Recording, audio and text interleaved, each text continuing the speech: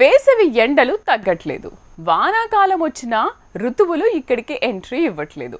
అచ్చంగా టాలీవుడ్ బాక్స్ ఆఫీస్లో కూడా వేసవి వడగాల్పులు ఇలానే తగ్గేలా లేవు. ఒకటి అర హిట్లు తప్ప ఈ సమ్మర్లో కాసుల వేడి లేదు. కలిసి వచ్చిన సినిమాలతో ఇండస్ట్రీ కూల్ అయింది లేదు. ఎందుకు టికెలు పరేషాన్, నేను స్టూడెంట్ సార్, అహింస ఇలా లాస్ట్ వీక్ వచ్చిన 3 ఫ్లాప్లతో వేసవికి పర్ఫెక్ట్ ఎండింగ్ దొరికినట్టయింది. మొత్తంగా సమ్మర్ అంటేనే సక్సెస్ కి దూరంగా వసూళ్లు లేని వడగాల్పులకు దగ్గరగా వెళ్ళింది బాక్స్ ఆఫీస్.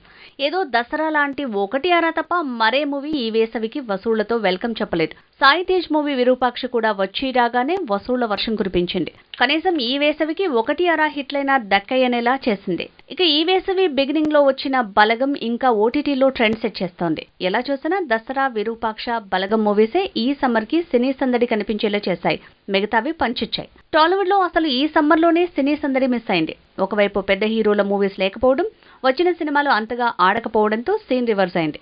కాకపోతే పెద్ద హీరోల సినిమాలు ఎంత ట్రెండ్ సెట్ చేస్తాయో అంతగా బలగం దుమ్ము దులపడంతో ఆ వెలితి తీరినట్టయింది. దసరా, బలగం, విరూపాక్ష 3 వెరైటీ జానర్లు. వసూళ్లలో ఒకదానితో ఒకటి మూవీకి లేని పోలికలు. మొత్తంగా ఈ వేసవికి 3 అంటే 3 బ్లాక్ బస్టర్లు దక్కాయి. నెలకు మూవీని లెక్కలోకి తీసుకున్న కనీసం 2 డజన్ల ఫ్లాప్లతో ఈ సీజన్లో పంచిచ్చింది తెలుగు సినిమా.